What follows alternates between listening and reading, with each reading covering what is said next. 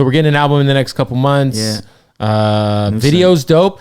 I saw that Joe Budden was a little critical of this record. He's a fan of you guys, obviously, but was that just coming with having Maul in the video? I mean, I think Maul definitely Maul played a part in that. I think we knew once Maul was in the video.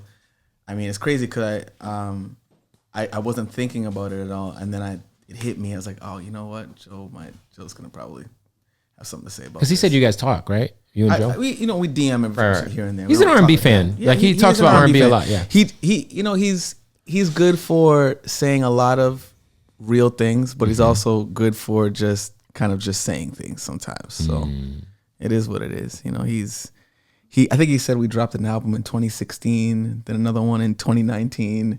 And so we don't drop enough for him. And I was like, that is not our album history at all. That's not accurate at all. But shout out to Joe. You know, whatever it is, what it is. You just can't. He's just not the division Wikipedia he thinks he is. Apparently. Yeah, and sometimes he's just wrong on records. Wrong, great record. This one's already proven that. He's went out and, you know, he said what he said. And then, you know, I think the same, maybe like a few days later, we heard the most #1 added song to urban radio. You know, so you're wrong.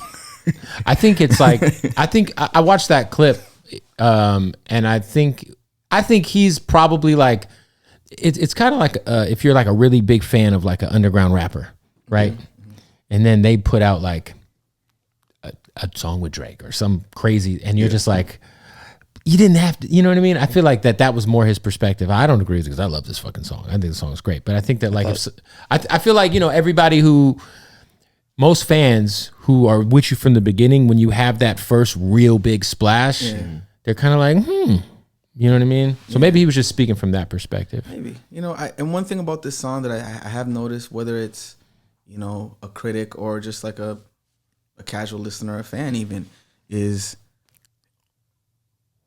it sticks with you in a way that's different. So I think that even if on first listen you don't want to like it, right, on second listen you realize that you kind of do, but you might not want to say it. Even if you don't like it, it's going to be in your fucking head. You can't get it out of your head. So it's just that kind of song, which is cool.